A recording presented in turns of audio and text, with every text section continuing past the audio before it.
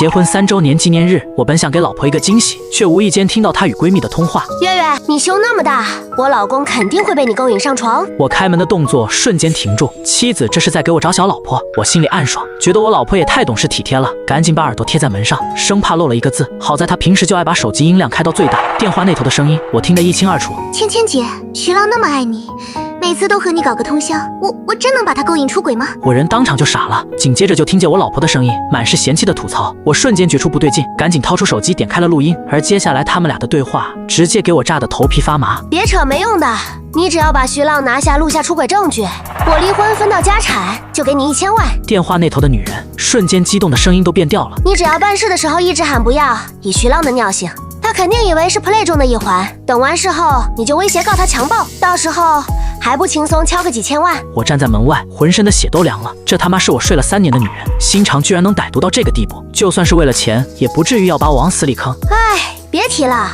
要不是當年為了給顧妍籌集醫療費，我也不會去搞擦邊直播，更不會嫁給徐浪這個沒情調的富二代。我這才恍然大悟，4年前我就是跟一個擦邊女主播勾搭上的。那女人顏值身材都是夯中夯，我仗着我爹是上市公司董事長，砸錢把她追到手，最後鬼迷心竅跟她結了婚。原來從一開始我就只是個給她白月光籌醫療費的工具人，我給她花的每一分錢全他媽砸在了別的男人身上。不僅身體恢復了，那方面也開始有點反應了。而且顧妍說想帶我去國外定居，所以我才急着動手。電話裡的2個人越說越興奮，暢想着拿着我家的錢去全世界逍遙快活。我站在門外，氣得渾身發抖，憤怒、屈辱、背叛的情緒一口口啃着我的心臟。我當時差點就破門而入，狠狠給他一巴掌，可僅存的理智死死拉住了我，打他一頓太便宜他了。他要的就是離婚，我只要一動手，他就能報警說我家暴，順理成章分走家產，跟奸夫双宿雙飛。不行，絕對不行！我不僅要讓他1分錢都拿不到，還要讓他付出最慘痛的代價。我悄無聲息地離開了這個我曾以為無比溫馨的家。外面的夜風很冷，卻遠不及我心裡的寒意。我點了根煙，狠狠吸了一口，腦子裡飛速盤算着我的處境。萬幸的是，我爸媽在商海裡摸爬滾打了幾10年，全是人精。當初我非要娶李芊芊，他們100個不同意，覺得這女人目的不純。我當時被豬油蒙了心，非她不娶，甚至不惜跟家裡大吵一架。最後我爸媽雖然妥協了，卻留了個後手，他們可以給彩禮，但婚後我名下不能有任何資產。我當時氣得差點跟他們斷絕關係，現在才明白這簡直是神機妙算。我住的別墅、開的勞斯萊斯全在我爸公司名下，我就只是在公司掛了個副總，每個月領幾萬塊死工資，夠日常開銷就算完了。有時候手頭緊，還得花李芊芊的錢，但這些事李芊芊根本不知道。當初追她的時候，我吹了個牛，說只要一結婚，我爸媽就會把幾個億的信託基金和大量公司股份轉到我名下。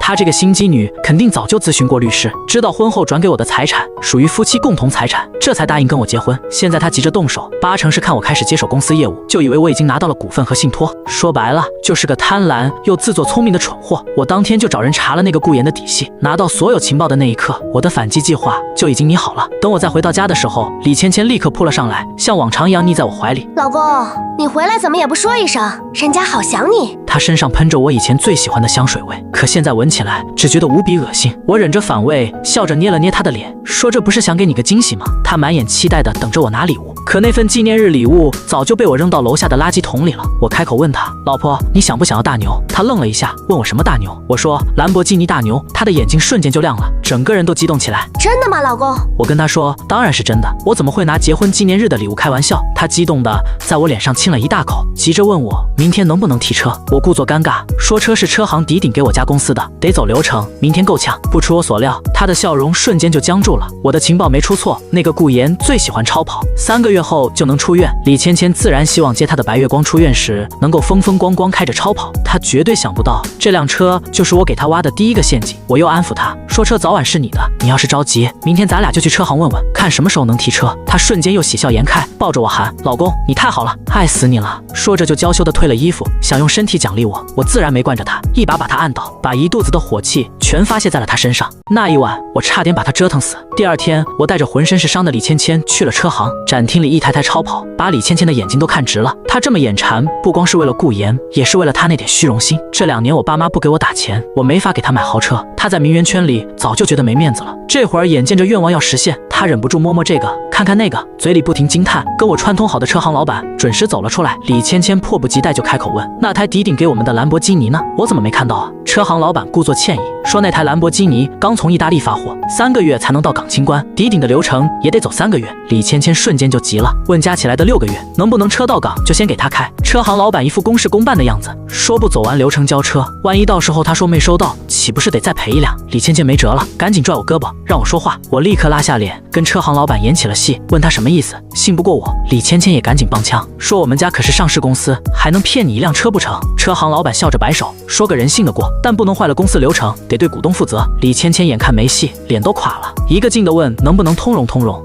我看着他這副樣子，就知道這個蠢貨徹底上鈎了。我給車行老板遞了個眼神，他立刻假裝萬分為難地嘆了口氣，說行吧，看在徐總的面子上，就先簽個1元租金的租車協議，3個月後車一落地，你就能開上了，後續流程慢慢走，半年後大本正式給你。本以為沒戲的李芊芊瞬間喜上眉梢，連忙催着車行老板準備合同，生怕對方反悔，連看都沒看，直接就在合同上簽了字。我看着他簽字的樣子，心裡只剩冷笑。他但凡仔細看看合同裡的條款，當場就得被嚇死。可他根本沒心思看，一門心思全在3個月後要開着超跑去接他的白月光。等車行老板給了他肯定的答复，他才挽着我的胳膊，心滿意足地離開了車行。轉眼就到了周末的酒會。酒會上，我跟往常一樣，跟一群狐朋狗友喝酒吹牛。李芊芊端着酒杯，時不时就跟角落裡的一個女人交換眼神。那個女人不是別人，正是她的閨蜜月月。月月是個18線小網紅，最大的特點就是胸比腦袋都大。為了勾引我，她特意穿了一件深 V 包臀裙，把火爆的身材勾勒得淋漓盡致。酒會上，月月主動湊到了我跟前。徐總好久不見啊，人家都想你了，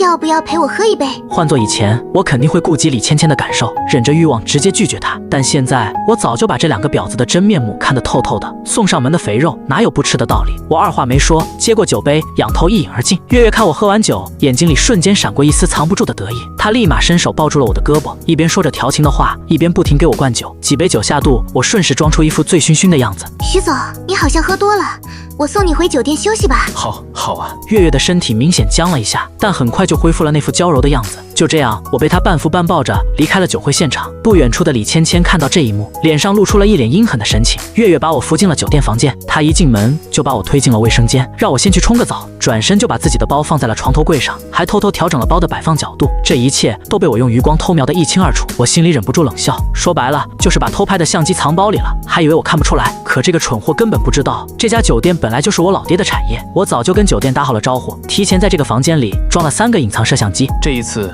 我一定要這2個賤人血本無歸，身敗名裂。等我倆都沖完澡，我直接把他打橫抱起扔到了床上，剛要進行下一步，他立刻娇滴滴地喊了起來，不要啊不要！我心裡冷笑，直接停下了所有動作，從他身上下來，一臉關切地問他是不是不舒服，是不是不願意。月月整個人都懵了，完全沒想到我會是這個反應，支支吾吾說不出話。我繼續裝傻，說我徐浪雖然好色，但從來不強迫女人，他要是不願意我們就不做了。說完直接蓋上被子，扭頭就睡。這下月月徹底傻眼了，這跟李芊芊給他的劇本完全不一樣。沒辦法，他只能咬着牙主動湊上來，翻身跨到我身上，說自己剛才是說不要停，接下來的幾個小時，只要他敢說一個不字，或者露出一絲抗拒，我就立刻停下來。幾番下來，他徹底沒了脾氣，只能使出渾身解數勾引我，而我就這麼看着他賣力表演，順便錄下了全程完整的沒有任何剪輯的視頻。沒過幾天，李芊芊把一個文件袋狠狠摔在我面前，臉上一副悲憤交加的樣子，眼圈通紅，渾身發抖，演技好的能拿奧斯卡小金人。文件袋裡散落出10幾張我和月月在床上的照片，他哭着喊着質問我為什麼要背着他做出這種事。我瞥了他一眼，慢悠悠地點了根煙。你都知道了。我的反應直接把他整不會了，準備好的一大套說辭全卡在了喉嚨裡，愣了好幾秒才反應過來，繼續指着我歇斯底里的罵。我彈了彈煙灰，跟他說事情既然已經發生了，那就離婚吧。這下他徹底懵了，他肯定想過我會下跪求饒，會惱羞成怒，會死不承認，唯獨沒想過我會直接提離婚。最後他只能自己找補，覺得我是徹底喜歡上月月了，才這麼坦然。但這些对他來說都不重要了，他只想趕緊離婚，分到他以為的幾個億家產，跟他的白月光双宿雙飛。他咬着牙答應了離婚，摔門而去。看着他的背影，我忍不住笑了。没過多久，我就收到了法院的傳票。開庭那天，李芊芊請了業內最有名的離婚律師，穿了一身素淨的白裙，化着淡妝，看起來楚楚可憐，像一朵被風雨摧殘的小白花。當庭聲淚俱下地控訴我的罪行，把自己塑造成一個被丈夫背叛、身心俱疲的可憐妻子，把我說成一個毫無廉恥、沉迷美色的渣男。那些出軌照片被呈上法庭的時候，旁聽席上一片唏噓。法官問我對於原告的離婚請求以及婚內出軌的事實是否承認。我平靜地回答，我承認，我確實被壞女人設計陷害了。李芊芊當場就炸了，站起來指着我尖叫，說出軌就是出軌，什麼叫被設計了？敢做不敢當嗎？法官敲了法錘，喊肅靜。我懶得跟他廢話，直接說我同意離婚。既然雙方都同意離婚，事情就簡單了。法官很快宣判，因為我在婚姻裡存在過錯，婚內共同財產女方分的60%，男方分的40%。聽到這個結果，李芊芊當場就跳了起來，什麼？他出軌，憑什麼還能分40%？他不應該淨身出戶嗎？我當場就笑了，跟他說，是不是電視劇看多了？哪個法盲告訴你出軌就要淨身出戶的？別說我只是犯了錯，就算我出去睡了1萬個女人，法律也只會向無過錯方傾斜，絕不會讓過錯方1分錢都拿不到。我看着他滿眼都是譏諷，罵他真是個自以為是的蠢貨。他氣得浑身發抖，在法庭上撒潑打滾，說法官判得不公平，要我把所有錢都給他。法官直接厉聲呵斥他，让他控制情緒，這裡是法庭，不是他家菜市場。他囂張的氣焰瞬間就滅了，只能咬着牙惡狠狠地瞪着我，說60%就60%，我手上至少10個億，60%他也能拿到幾個億。我笑得更開心了，跟他說，到底是誰給誰教訓還不一定呢。我轉頭請法官開始分割財產，法官拿起我們雙方的財產調查報告，先看了李芊芊的，又拿起我的，看着看着眉頭越皺越緊，最後他抬起頭，意味深長地看了我一眼，然後對着李芊芊說，根據查證，被告徐浪名下沒有任何個人資產。李芊芊的尖叫聲幾乎要震碎法庭的玻璃，她瘋了一樣嘶吼，說不可能，我家是上市公司，市值幾十個億，我還有幾個億的信託，怎麼可能沒有資產？法官面無表情地跟他說，公司是他父母的，徐浪本人未持有任何股份，也没有任何信託基金。他崩溃地看向我，眼睛裡全是血絲，喊着我騙他，婚前明明說過那些話。我冷笑着打斷他，說我說父母想給我辦信託，可他們食言了，我有什麼辦法？我說我會接手家族企業，我現在確實在公司上班，總經理助理每個月工資3萬塊，有時候不夠花，還得花他直播賺的錢呢。他目眦欲裂，又喊着別墅和豪車，加起來也值幾千萬，他要分這些。法官嘆了口氣，跟他說，別墅和所有車輛產權都在徐浪父母的公司名下，屬於公司財產，徐浪只是借用，並非個人所有。李芊芊徹底崩溃了，在法庭上又哭又鬧，像個潑婦。我抱着胳膊，就這麼看着他崩潰的醜態，肆意狂笑。可這還沒完，報復才剛剛開始而已。我跟法官說，既然已經判了離婚，就趕緊把財產分割完吧，我趕時間。李芊芊淚眼婆娑地抬起頭，一臉茫然。法官只能拿起他的財產文件，嘆了口氣，跟他說，他的銀行卡裡有300萬餘額，屬於婚內共同財產，按照判決需要分給徐浪122萬元。李芊芊的哭聲戛然而止，臉上的表情從悲傷到錯愕，再到難以置信。他瘋了一樣喊，那是他自己辛辛苦苦直播賺的錢，憑什麼分給我這個出軌的渣男？說完就想衝過來廝打我，被法警一把按在了地上。我暢快的大笑，跟他說，我追他時花的錢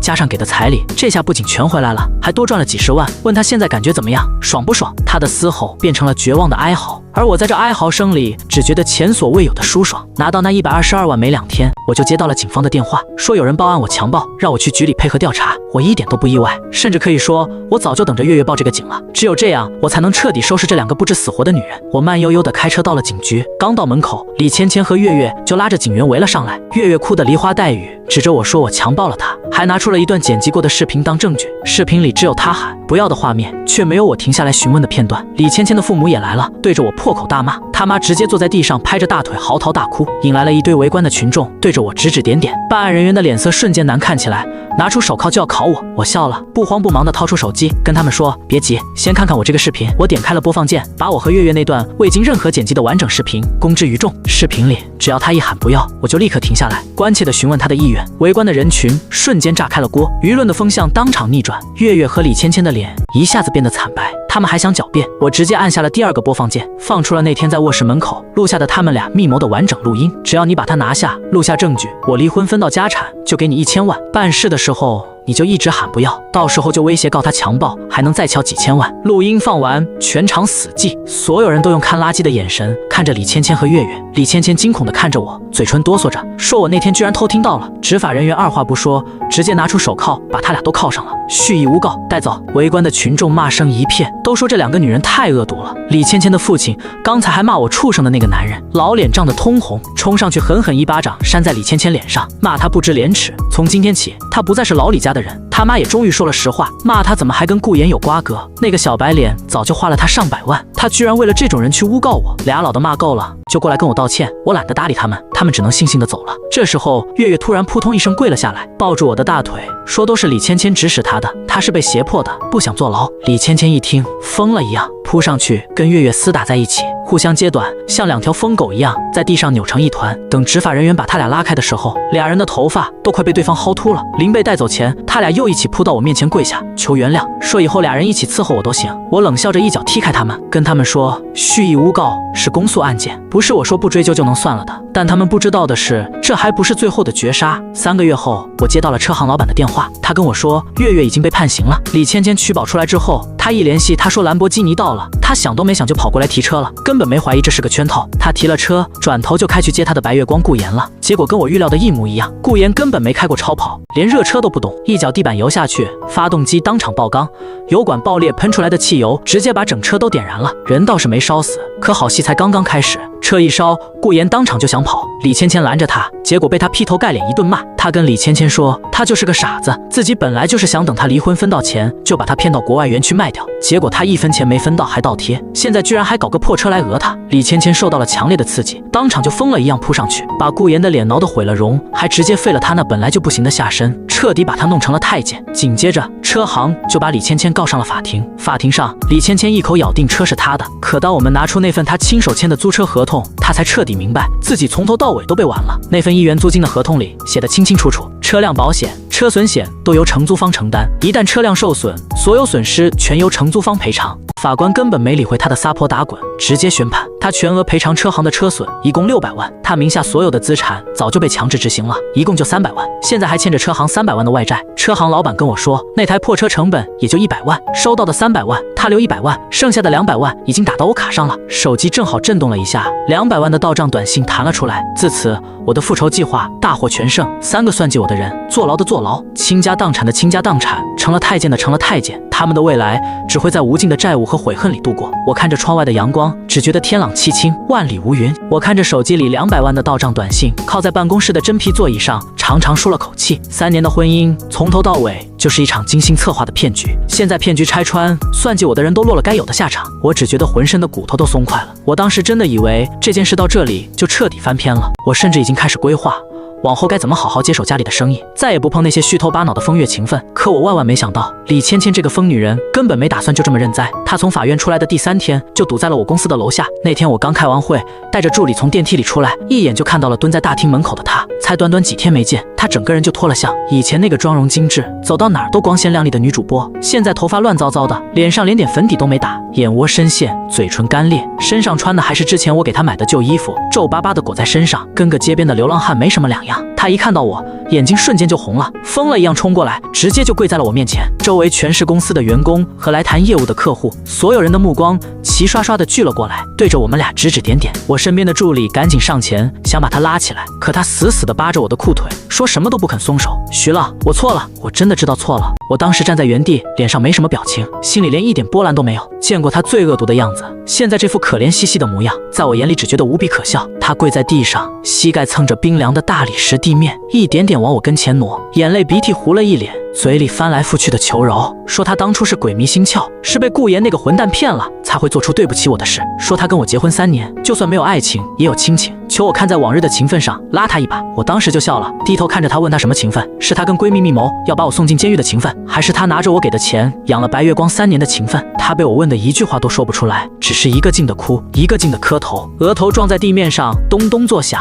沒幾下就紅了一大片。周圍的人議論聲越來越大，有人拿出手機開始拍視頻。我身邊的助理急了，湊過來跟我說，要不要叫保安把她拖走，影響太不好了。我擺了擺手，沒讓她動。我太了解李芊芊了，她今天敢堵在我公司門口，就不是真的來求我原諒的，她就是算準了我好面子，怕在公司員工和客戶面前丟了臉面，會為了息事寧人答應她的要求。說白了，就是拿輿論逼我就範。我蹲下身，看着跪在地上的她，語氣平淡的開了口，你想要什麼，直接說吧。她聽到這話，哭聲瞬間就停了，抬起頭看着我，眼睛裡閃過一絲藏不住的算計。你看，我就說吧，這女人到死都改不了她那點心機。她抹了一把臉上的眼淚，裝出一副可憐巴巴的樣子，跟我說他現在欠了車行300萬，法院天天催着强制執行，他實在是走投无路了，求我幫他把這筆錢還上，再給他一筆生活費。他保證從此以後從我的世界裡徹底消失，再也不會來煩我。我聽完這話，直接笑出了聲。我見過不要臉的，沒見過這麼不要臉的。他算計了我3年，最後偷雞不成蚀把米，欠了一屁股債，居然還有臉來找我幫他還錢。我站起身，居高臨下的看着他，一字一句的跟他說：錢我有，300萬對我來說不過就是一頓飯的錢。他的眼睛瞬間就亮了，以為我答應了。可我接下來的話直接讓他臉上的笑容僵得死死的。但我就算把錢扔水裡听個響，也不會給你這種賤人花一分。這句話一出口，他整個人都僵在了原地，臉上的血色瞬間退得一乾二淨，眼神從剛才的期待變成了徹頭徹尾的怨毒。他猛地從地上爬起來，指着我的鼻子破口大罵，什麼難聽的話都往外罵，說我心狠手辣，說我趕盡杀絕，說我不是個男人。周圍的人都看傻了，刚才還哭着求饒的女人，轉眼就跟個瘋婆子一樣。我懶得跟他廢話，直接給保安打了個電話。不到1分鐘，4個保安就衝了過來，架着他就往門外拖。他一邊掙扎，一邊歇斯底里地喊，說我別得意，他不會就這麼算了的，他一定要讓我付出代價。我看着他被拖出去的背影，臉上沒什麼表情，心裡卻冷笑了一聲。代價？他到現在都沒搞明白，他現在落得這個下場，就是他該付的代價。我當時以為他也就是嘴上放放狠話，翻不起什麼大浪了。可我沒想到，這個瘋女人為了報復我，居然能做出更沒底線的事。李芊芊被保安拖走之後，我沒把這件事放在心上。在我眼裡，她現在就是個沒了牙的瘋狗，就算叫得再兇，也咬不到我半分。可我還是低估了她的惡毒程度。那天晚上，我剛回到家，就接到了我媽的電話。電話一接通，我媽語氣就特別着急，問我到底出了什麼事，怎麼網上全是關於我的負面新聞。我當時心裡咯噔一下，瞬間就反應過來，是李芊芊搞的鬼。我趕緊掛了電話，點開了社交平台，果然熱搜榜的尾巴上掛着一個詞條：上市公司富二代婚內出軌，逼瘋前妻。點進去一看，全是李芊芊發的小作文，洋洋灑灑幾千字，把自己塑造成了一個被丈夫背叛、被婆家欺負的可憐女人，走投無路的可憐女人。裡面全是顛倒黑白的屁話，說她跟我結婚3年，對我一心一意，操持家務，結果我婚內出軌她的閨蜜，還聯合外人設計她，讓她背上了幾百萬的外債，說我爸媽看不起她的出身，結婚3年一直對她百般刁難，不給她一分錢花，甚至還編造了一堆我家暴她的謊話，配了幾張她之前跟我在一起的時候不小心磕到的淤青照片，說是我打的。最惡心的是，她還把之前剪輯過的我和月月的床照和視頻片段發了出來，雖然關鍵部位打了碼，但是明眼人都能看出來是怎么回事。帖子一發出來，短短幾個小時就被頂上了熱搜，評論區裡全是罵我的話。畢竟在網友眼裡，我是個有錢有勢的富二代，她是個弱勢的女主播，天然就會偏向她那邊。再加上她那些編造出來的謊話和打了碼的床照，所有人都覺得我就是個婚內出軌、家暴妻子的渣男。我當時看着手機屏幕，氣得手都在抖。我見過不要臉的，沒見過這麼不要臉的。明明是他處心積慮算計我，想把我送進監獄，吞我家的家產，現在居然反過來倒打一耙，把自己包裝成了受害者。我當時第一反應就是找律師，直接告他誹謗，讓他再進去蹲幾年。可我剛拿起手機，我爸的電話就打了過來。我爸在電話裡語氣特別平靜，聽不出喜怒。他問我網上的事你都看到了？我嗯了一聲，跟他說這件事是李芊芊顛倒黑白，我會找律師處理，不會影響到公司的。我爸在電話那頭沉默了幾秒，然後跟我說，現在公司的股價已經開始跌了，合作方也打來了好幾個電話，問這件事到底是怎麼回事，怕我們家出什麼亂子，影響到合作。我當時心裡一沉，我光顧着生氣了，居然忘了這件事對公司的影響。我們家的是上市公司，最怕的就是這種負面輿論，一旦創始人的家庭醜聞鬧大，股民就會對公司失去信心，股價大跌，合作方也會動搖，這才是李芊芊真正的目的。他知道動不了我本人，就動我家的公司，他就是要毀了我的名聲，搞垮我家的生意，逼我不得不向他低頭。這個女人真的是瘋了。徐浪，這件事你打算怎麼處理？我爸在電話裡語氣依舊平靜，可我聽得出來他已經生氣了。我攥着手機，腦子裡飛速地轉着，現在這個情況，我要是直接發聲明跟李芊芊對罵，只會把事情鬧得更大，網友只會覺得我們是夫妻吵架，公說公有理，婆說婆有理，根本不會信我說的話，反而會讓公司的股價跌得更厲害。可要是就這麼忍着，任由李芊芊在網上造謠，那只會讓她得寸進尺，到時候更難收場。我深吸了一口氣，跟我爸說，給我1天時間，我一定把這件事處理乾淨，不會再讓公司受到半點影響。我爸沒多說什麼，只說了一句，我等你的結果，然後就掛了電話。掛了電話之後，我在客廳裡站了很久，窗外的夜色很深，我看着樓下的車水馬龍，腦子裡只有一個念頭，李芊芊，既然你自己找死，那就別怪我。徹底把你踩進泥裡，讓你永世不得翻身。那天晚上我一夜沒睡，我把所有的證據全都整理了一遍，包括当初在門口錄下的他和月月密謀的完整錄音，酒店裡錄下的月月全程主動的完整視頻，法庭上的判決書，他诬告我强暴的立案記錄，还有他親手簽的租車合同，法院判他賠償車行600萬的判決書，所有的證據全都清清楚楚，能直接把李芊芊的謊話撕得粉碎。但我没有直接把这些證據發到網上，我太懂現在的舆論環境了。我要是直接發一堆證据出来，網友根本沒耐心看完，反而会覺得我是仗着有錢拿證據壓人。李芊芊就是吃準了這一點，才敢這麼肆無忌憚的在網上造謠。他想要輿論，那我就給他輿論，我要讓他親手把自己送上絕路，讓全網的人都看看他到底是個什麼貨色。第二天一早，我就讓助理聯繫了那個最火的民生直播欄目，說我有關於這次熱搜事件的內情，要在直播裡公開回應。欄目組一聽是當下最火的熱點事件，當場就答應了，把當天晚上的黃金時段留給了我。消息一傳出去，網上瞬間就炸了，所有人都等着看我的直播，想知道我這個渣男富二代要怎麼回應這件事。李芊芊也看到了消息，當天下午她又在網上發了一篇小作文，說我這是惱羞成怒，要在直播裡威脅她，抹黑她，還說她已經準備好了遺書，要是她出了什麼意外，全都是我害的，又賺了一大波網友的同情。評論區裡全是讓她保護好自己的話，罵我的人也更多了。我看着她發的東西，只覺得可笑。他還不知道，他蹦躂的越歡，到時候摔的就越慘。當天晚上8點，直播準時開始，直播間剛一開，在線人數就直接衝到了幾百萬，彈幕刷得密密麻麻，全是罵我的話。主持人按照流程先問我，對於網上李女士發布的內容，我有什麼想說的？我坐在鏡頭前，臉上沒什麼表情，語氣平靜地開口，我說，網上的內容我都看了，全是編造的謊話，沒有一句是真的。這話一出口，彈幕瞬間就炸了，全是罵我敢做不敢當的。我沒理會彈幕裡的罵聲，繼續跟主持人說，我知道大家現在都不信我，沒關係，我今天過來不是來跟大家吵架的，是來給大家看證據的。說完，我示意工作人員把我準備好的第一個證據投在了大屏幕上，是我當初錄下的李芊芊和月月密謀的完整錄音。錄音的進度條一點點往前走，裡面的內容清清楚楚地傳了出來。只要你把徐浪拿下錄下出軌證據，我離婚分到家產就給你1000萬。你只要辦事的時候一直喊不要，以徐浪的尿性，他肯定以為是 play 中的一環。等完事後，你就威脅告他強暴，到時候還不輕鬆敲個幾千萬。要不是當年為了給顧妍籌集醫療費，我也不會去搞擦邊直播，更不會嫁給徐浪這個沒情調的富二代。錄音放完，整個直播間瞬間死寂，剛才還刷得密密麻麻的彈幕停了足足有10幾秒，然後瞬間就炸了鍋，在線人數直接衝到了上千萬，服務器都差點卡崩了。我看着鏡頭，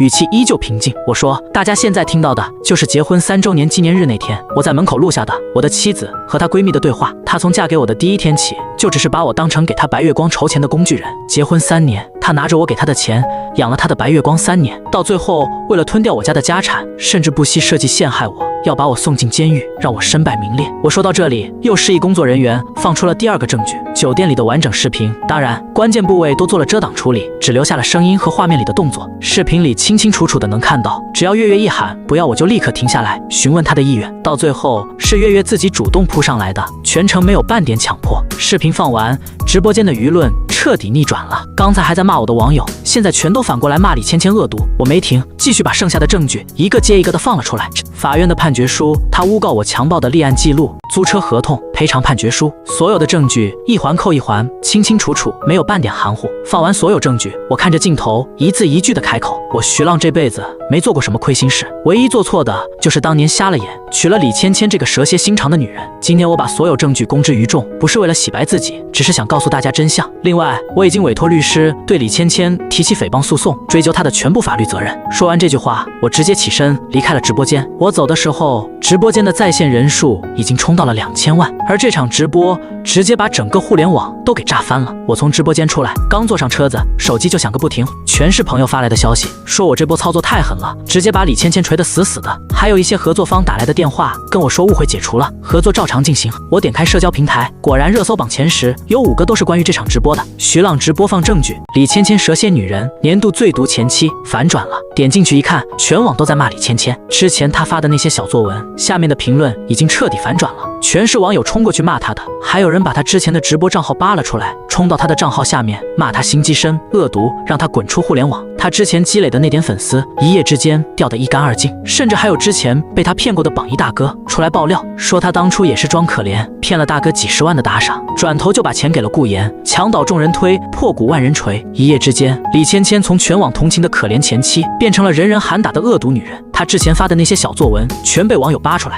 一句一句的打臉。成了全網的笑柄。我看着這些消息，心裡沒有半點波瀾，這都是他自找的。他要是老老實實認栽，好好賺錢還債，就算過得苦一點，至少還能有條活路。可他偏偏要作死，非要在網上顛倒黑白，想毀了我，那我就只能讓他徹底萬劫不復。當天晚上，李芊芊的所有社交賬號全都被平台封禁了，原因是發布不實信息、惡意造謠、煽動輿論。他想靠輿論搞死我，最後卻被輿論徹底封死了所有的路。第二天一早，律師就給我打來了電話，說誹謗的訴訟已經立案了，法院的傳票很快就會送到李芊芊手裡。除此之外，律師還跟我說，根據現在的情況，李芊芊的行為已經涉嫌誹謗罪，而且情節嚴重，造成了惡劣的社會影響，大概率是要坐牢的。我嗯了一聲，跟律師說該走的流程全都走到底，不要留任何情面。掛了律師的電話，我剛想喝口水，手機又響了，是個陌生的號碼，歸屬地是本地的。我接起電話，剛喂了一声，電話那頭就傳來了李芊芊歇斯底里的嘶吼声：“徐浪，你这個混蛋，我要殺了你！”我拿着手機離耳朵遠了一點，等他喊夠了，才淡淡的開口：“怎麼，現在知道急了？你在網上編瞎話罵我的時候，怎麼沒想過會有今天？”他在電話那頭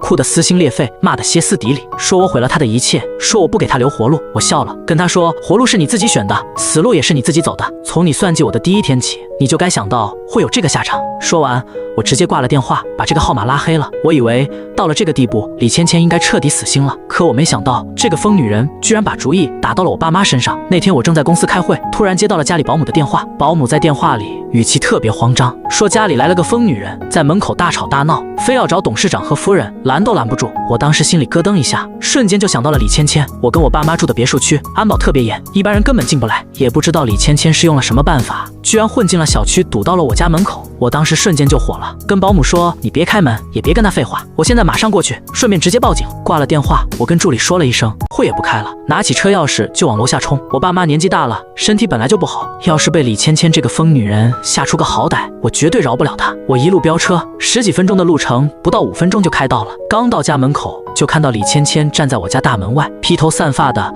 手裡拿着個擴音喇叭，在那歇斯底里地喊，喊的全是些亂七八糟的話，說我爸媽為富不仁，說我家欺負她一個弱女子，說我家騙了她3年的青春，讓她人财兩空。周圍圍了好幾個鄰居，還有小區的保安都在那看着，對着她指指點點。我爸媽沒開門，但是我能看到2樓的窗簾拉開了一條縫，我媽肯定在裡面看着，指不定被氣成什麼樣。我當時火氣一下子就上來了，推開車門就衝了過去。李芊芊一看到我，眼睛瞬間就紅了，拿着擴音喇叭就對着我喊：“徐浪，你終於肯出來了！你今天要是不給我一個說法，我就死在你家門口！”我衝過去，一把搶過他手裡的擴音喇叭，狠狠摔在地上，塑料喇叭瞬間就摔得粉碎，零件濺得到處都是。我一把揪住他的衣領，咬着牙跟他說：“李芊芊，你是不是真的活膩了？你敢跑到我家門口來鬧？你信不信我現在就讓你再進去蹲幾年？”他被我揪着衣領，不僅不怕，反而瘋了一樣笑了起來，笑得眼淚都出來了。蹲幾年？我現在都已經這樣了，我還怕蹲幾年嗎？徐浪，我告訴你，我現在什麼都沒有了，名聲沒了，錢沒了，家也沒了，都是你害的。你今天要麼給我1000萬，把我的債全還了，再給我一筆錢，讓我後半輩子衣食無憂；要麼我就跟你同歸於盡。我看着他這副瘋瘋癲癲的樣子，心裡只覺得無比惡心。都到這個地步了，他居然還想着從我這裡撈錢。我鬆開手，一把把他推在地上，他摔在地上也不起來，就那麼坐在地上看着我，眼睛裡全是怨毒。我居高臨下的看着他，一字一句的跟他說：“錢我1分都不會給你，你想鬧那就隨便鬧，我已經報警了，執法人員馬上就到。你私闖民宅，惡意騷擾，誹謗造謠，夠你再喝一壺的了。”他聽到我報警了，臉上的表情瞬間就變了。他之前敢鬧，就是算準了我家好面子，不會把事情鬧大，不會真的把他怎麼樣。可他沒想到我居然一點情面都不留，直接報警。他猛地從地上爬起來，從口袋裡掏出了一把水果刀，直接抵在了自己的脖子上。周圍的人瞬間就發出了一陣驚呼，保安也趕緊往前湊了幾步，怕他真的做出什麼傻事。徐浪，你別逼我，你要是敢叫執法人員過來，我現在就死在你家門口，到時候我看你家怎麼收場。你爸媽以後出門就要被人指指點點，說他們兒子逼死了前妻，你們家的公司也別想好過。我站在原地看着他手裡的水果刀，臉上沒什麼表情。我太了解他了，他這種貪生怕死的人根本就不敢真的自殺，他要是真的想死早就死了，根本不会跑到我家门口来拿着刀威胁我。说白了，还是拿自己的命当筹碼，想逼我就範。我往前走了一步，看着他，語氣冰冷的開口：“有本事你就往下滑，你今天要是死在這裡，我頂多就是被人說幾句閒話，過不了多久就沒人記得這件事了。可你呢？你死了就什麼都沒有了，你欠的債，你那躺在醫院裡的白月光顧言，還有你呢，被你氣得住進醫院的爸媽，全都跟你沒關係了。你不是想跟我同歸於盡嗎？來啊，我看着你死！”我這話一出口，他整個人都僵住了，拿着刀的手開始不停地發抖，臉色慘白，連嘴唇都在哆嗦。他看着我，眼睛裡滿是不敢置信。他肯定沒想到，我居然連他的自殺威脅都一點不在乎。一把抓住了他的手腕，把他手裡的水果刀直接搶了下來。他反應過來的時候，已經被保安死死地按在了地上，動彈不得。他瘋了一樣掙扎、嘶吼，罵我、罵保安、罵所有能罵的人，可沒人再理會他。沒過幾分鐘，警車就開了進來，執法人員下車了解了情況，又看了周圍鄰居和保安錄的視頻，直接拿出手銬把李芊芊銬上了，惡意騷擾、持刀威脅，加上之前的诽谤案，數罪並罰。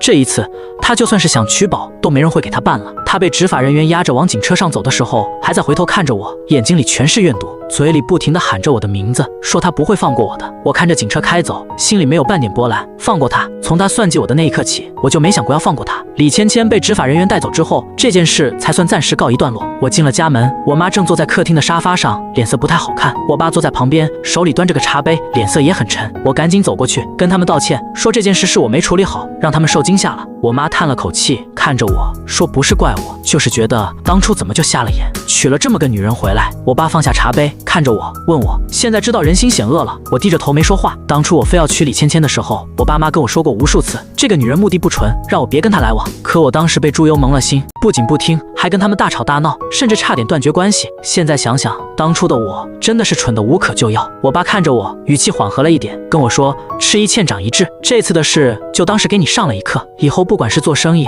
還是做人，都要多長個心眼，別再被人賣了，還幫着人數錢。”我嗯了一聲，跟我爸說：“我記住了。”從那天起，我就徹底收了心，再也不跟以前那些狐朋狗友出去鬼混，每天準時到公司上班，跟着我爸學做生意，學管理公司。公司裡的人都說我像是變了個人一樣，以前那個吊兒郎當、只會吃喝玩樂的富二代，現在居然每天泡在辦公室裡看報表、開會議、跑業務，比老員工都拼。我爸也很欣慰，慢慢開始把公司裡的一些核心業務交給我來打理，日子就這麼一天天過着，平靜又安穩。我以為那些爛人爛事已經徹底從我的生活裡消失了，可我沒想到還有一個人沒打算就這麼算了。這個人就是顧言，也就是李芊芊那個心心念念的白月光，被李芊芊廢了下身，成了太監的那個男人。我第一次聽到顧言的消息是在李芊芊被判刑之後。李芊芊因為誹謗罪、寻釁滋事罪、誣告陷害罪，数罪並罰，被判了5年有期徒刑。月月之前就被判了3年，現在李芊芊也進去了，兩個算計我的女人都得到了該有的惩罰。我本來以為顧言被李芊芊廢了之後又沒了錢，應該會過得很慘，翻不起什麼大浪了。可我沒想到這個男人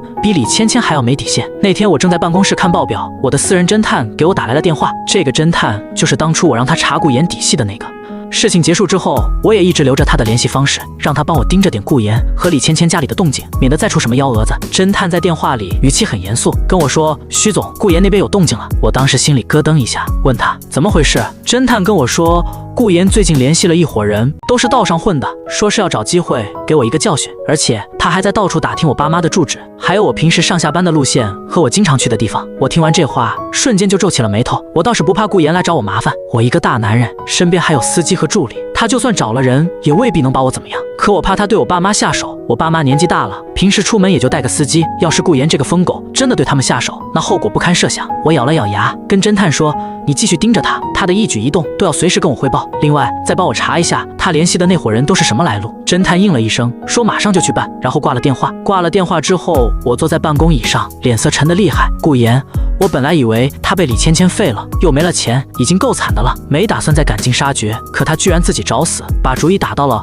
我和我爸媽身上。既然這樣，那就別怪我，連他一起徹底收拾乾淨。掛了偵探的電話，我第一時間就給我爸媽的司機打了電話，讓他最近這段時間一定要提高警惕，不管我爸媽去哪兒都要跟緊了，絕對不能讓他們單獨出门。另外，我又找了2個專業的保鏢，24小時跟着我爸媽，確保他們的安全。安排好這一切，我才鬆了口氣。接下來就是該好好算算我和顧言之間的賬了。其實當初我查顧言底細的時候就知道，這個男人根本就不是什麼好東西，他根本就不是什麼得了重病需要李芊芊籌錢治病的可憐人，他就是個游手好閒的混混。年輕的時候跟人打架，把人打傷了，賠了一大筆錢，還欠了一屁股賭債。所謂的籌集醫療費，根本就是他編出來騙李芊芊的謊話。他跟李芊芊是高中同學，知道李芊芊上學的時候就喜歡他，也知道李芊芊長得漂亮能賺錢，所以就故意裝可憐，說自己得了重病，需要一大筆錢做手術，騙李芊芊去做擦邊直播給他賺錢。李芊芊那個蠢貨被愛情沖昏了頭腦，居然真的信了他的鬼話，拿着自己的身體和尊嚴換來了錢，全給了這個男人揮霍。他拿着李芊芊賺的錢還賭債、泡酒吧、養別的女人，過得風生水起，甚至在李芊芊跟我結婚的這3年裡，他一邊拿着李芊芊從我這裡騙走的錢，一邊還在外面跟別的女人鬼混，甚至早就計劃好了，等李芊芊離婚分到錢，就把李芊芊騙到國外的園區裡賣掉，拿着錢遠走高飛。這些事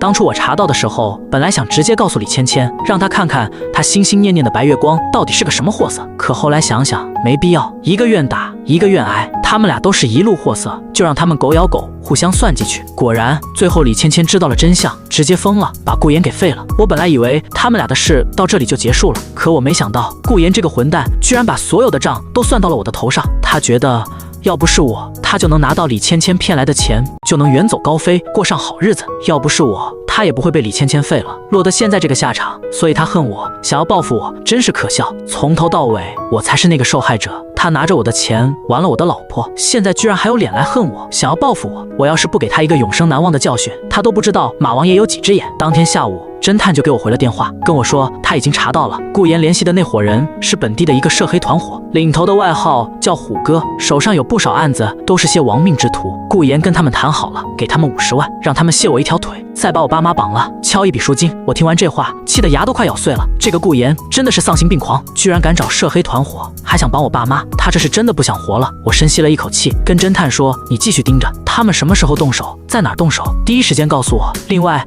把虎哥那個團夥的所有底細，還有他們之前犯的案子，所有的證據全都給我查出來。”偵探應了一聲，說馬上就去辦。掛了電話，我坐在辦公室裡，腦子裡飛速地盤算着，顧言想玩陰的，那我就陪他好好玩玩。我不僅要讓他報復不成，還要讓他和他找的那夥亡命之徒全都進去，把牢底坐穿。接下來的幾天，我照常上下班，該幹嘛幹嘛，就像什麼都不知道一樣。顧言派來盯梢的人，每天都在公司樓下晃悠，我都看在眼裡，卻假裝沒看見。我就是要讓顧言覺得我毫無防備，他的計劃能順利進行，只有這樣，他才會放心大膽地動手，掉進我給他挖好的陷阱裡。這幾天裡，偵探也把所有的證據都給我查得清清楚楚。那個叫虎哥的涉黑團夥，這些年犯的事簡直罄竹難書，聚眾鬥毆、尋釁滋事、敲詐勒索、放高利貸，甚至還牽扯到了幾年前的一個故意傷害案。所有的證據都被偵探查得明明白白，整理得清清楚楚。我拿着這些證據直接去了市局，找到了負責掃黑除惡的支隊隊長。我跟他是之前一次酒會上認識的，算是有過一面之緣。我把所有的證據都交給了他，跟他說了顧言和虎哥的計劃，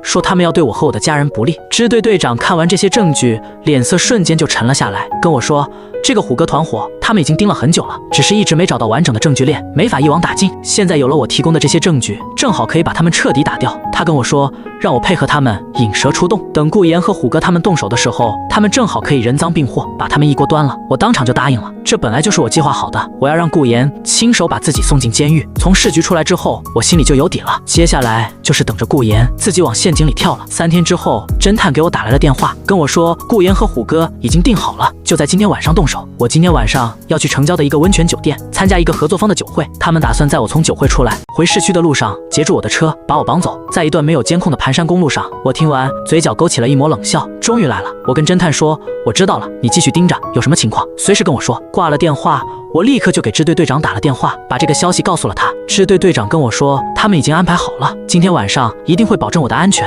讓他們一個都跑不掉。掛了電話，我照常收拾了一下，帶着司機和助理開車去了城郊的溫泉酒店。酒會照常進行，我跟合作方談笑風生，喝酒聊天，就像什麼都不知道一樣，沒人看得出來，我心裡早就做好了準備，等着一場大戲上演。酒會一直開到晚上11點多才結束。我跟合作方道別之後，帶着助理上了司機開的車，往市區開去。車子開了沒多久，就上了那段盤山公路。這段路一邊是山壁，一邊是懸崖，晚上沒有路燈，也沒有監控，前不着村後不着店，確實是個動手的好地方。車子剛開到半山腰，就看到前面的路被3輛黑色的越野車給堵死了。司機猛地踩了剎車，車子停了下來，助理瞬間就慌了，問我，徐總怎麼辦？我拍了拍他的肩膀，讓他別慌，坐在車裡別動，鎖好車門，不管發生什麼都不要下車。我話音剛落，那3輛越野車上就下來了10幾個拿着鋼管和砍刀的男人，兇神惡煞地朝着我們的車圍了過來。領頭的那個臉上有一道長長的刀疤，一看就不是什麼好人，應該就是那個虎哥。而他身邊站着的那個臉色蒼白，走路一瘸一拐的男人，不是顧言還能是誰？顧言看着車裡的我，眼睛裡全是怨毒，恨不得把我生吞活剥了。他对着車裡的我歇斯底里地喊：徐浪，你给我滚出来！我坐在车里看着他这副样子，嘴角勾起了一抹冷笑。真是天堂有路你不走，地獄無門你偏要闖。既然你自己送上门来，那就別怪我。不客氣了。顧言在車外面喊了半天，見我沒動靜，直接就讓虎哥的人拿着鋼管砸我們的車窗。鋼管砸在車窗上，發出哐哐的巨響，車窗瞬間就布滿了裂紋。助理嚇得臉都白了，司機也握緊了方向盤，緊張地看着我。我依舊很平靜，因為我知道執法人員就在附近，馬上就到。果然，就在他們砸了沒幾下的時候，遠處突然傳來了刺耳的警笛聲，10幾輛警車閃着警燈從山路的兩頭衝了過來，把他們的3輛越野車團團圍在了中間。虎哥和他手下的人瞬間就慌了，手裡的鋼管和砍刀都差點掉在地上。他们本來就是些亡命之徒，平時欺負老百姓還行，一看到執法人員，瞬間就慫了。顧言的臉瞬間就變得慘白，一點血色都沒有了。他怎麼也沒想到，他計劃得好好的，怎麼會突然冒出這麼多執法人員？執法人員拿着擴音喇叭喊着讓他們放下武器，抱頭蹲下。虎哥的手下有幾個想跑，可前後都被警車堵死了，根本就沒地方跑。沒幾分鐘，10幾個亡命之徒就全都被執法人員制服了，一個個抱着頭蹲在地上動彈不得。虎哥和顧言也被執法人員按在了地上，戴上了手銬。顧言被執法人員按在地上，還在拼命的掙扎，抬起頭看着車裡的我，眼睛裡全是不敢置信和怨毒。徐浪，你算計我，你居然算計我！我推開車門走了下去，居高臨下的看着被按在地上的顧言，冷笑了一聲：算計你？你當初拿着我的錢玩我的老婆，算計我的家產，甚至想把我送進監獄的時候，怎麼沒想過會有今天？你找亡命之徒想卸我的腿，綁我爸媽的時候，怎麼沒想過我會算計你？我蹲下身看着他，一字一句的跟他說：你和李芊芊欠我的，從今天起就該一筆一筆的全都還回來了。顧言看着我，氣得渾身發抖，嘴裡不停地罵着髒話，可被執法人員按在地上，根本就動彈不得。執法人員直接把他提了起來，跟其他的人一起押上了警車。支隊隊長走過來，拍了拍我的肩膀，跟我說：多虧了我提供的證據，這次才能把這個涉黑團夥一網打盡。我笑了笑，跟他說：應該是我謝謝你們，保護了我和我家人的安全。事情處理完，已經是後半夜了。我坐着車往市區開去，窗外的夜色很深，可我心裡卻無比的平靜。顧言也進去了，算計我的3個主謀李芊芊、月月、顧言，現在全都進了監獄，得到了他們該有的懲罰。我以為這件事到這裡就真的徹底結束了，可我沒想到還有一個麻煩在等着我。這個麻煩來自於李芊芊的父母。顧言和虎哥的涉黑團夥被一網打盡之後，這件事又上了新聞，畢竟是本地的大案，打掉了一個盤踞多年的涉黑團夥，媒體都爭相報道，報道裡也提到了顧言買兇傷人，想要報復我的事。全網都在罵顧言喪心病狂，說他活該進去。可就在這個時候，李芊芊的父母居然跳了出來，他們找到了我公司，堵在門口，哭天搶地的說我毀了他們的女兒，毀了他們的家，說要我給他們一個說法，還要我賠償他們500萬的精神損失費。我當時聽到前台跟我說這件事的時候，直接氣笑了。真是有什麼樣的女兒，就有什麼樣的父母。當初李芊芊算計我的時候，他們一句話都不說。現在李芊芊和顧言都進去了，他們居然還有臉來找我要賠償。我讓助理把他們帶到了樓下的會客室，我倒要看看他們到底想耍什麼花樣。我走進會客室的時候，李芊芊的爸媽正坐在沙發上，他媽在那哭哭啼啼的，他爸坐在旁邊，臉色陰沉，一根接一根的抽煙。看到我進來，他媽瞬間就從沙發上跳了起來，衝過來就要抓我的衣服，被我身邊的助理攔住了。他指着我的鼻子就開始哭着罵，說我心狠手辣，把他女兒送進了監獄，毀了他女兒的一輩子，說要不是我，他女兒也不會落到今天這個下場，他們家也不會家破人亡。我站在原地冷冷地看着他，等他罵夠了，哭夠了，才淡淡的開口：你女兒落到今天這個下場，全是她自己做的，跟我有什麼關係？是她處心積慮算計我，想把我送進監獄，吞我家的家產；是她在網上惡意造謠誹謗我，想毀了我的名聲，搞垮我家的公司；是她持刀跑到我家門口，惡意騷擾，威脅我爸媽的安全。她做的這些事，每一件都觸犯了法律。她進去坐牢是罪有應得。他媽被我說的一句話都說不出來，只是一個勁的哭，說我欺負他們老兩口，說我仗着有錢有勢欺負他們老百姓。他爸這時候掐滅了煙頭，站起身看着我，語氣陰沉的開口：徐浪，我們今天過來不是來跟你吵架的。芊芊是做錯了事，可她畢竟跟你夫妻一場，你就真的忍心看着她在監獄裡待5年？我笑了，問他：不然呢？難道我還要去給她求情，讓她放出來，再讓她算計我一次？他爸深吸了一口氣，跟我說：只要我願意出具一份諒解書，再跟法院說幾句好話，芊芊的刑期就能減不少，甚至能緩刑出來。我聽完這話，終於明白他們今天過來的目的了，原來是想讓我出具諒解書，幫李芊芊減刑，真是可笑。他算計我的時候，怎麼沒想過要對我手下留情？現在進去了，想讓我原諒他，門都沒有。我還沒開口，他爸就繼續說了，說只要我願意幫李芊芊減刑，他們就保證以后再也不會來煩我，再也不會出現在我的生活裡。要是我不願意，他們就天天去公司門口鬧，去我家門口鬧，去網上發小作文，說我仗勢欺人，毀了他們女兒，還不給他們老兩口活路，說他們年紀大了，豁出去這張老臉不要了，也要讓我身敗名裂。我聽完這話，臉上的笑容瞬間就收了起來，威脅我。他們還真以為我是吓大的，李芊芊的下場他們沒看到嗎？居然還敢用這招來威脅我！我看着他們，語氣冰冷的開口：你們想鬧儘管去鬧，想發小作文儘管去發，我這裡諒解書一個字都不會寫，錢1分都不會給。你們要是敢去我公司門口鬧，或者去騷擾我的家人，我會直接報警，讓你們跟你們的女兒在監獄裡團聚。話我就說到這裡，你們好自為之。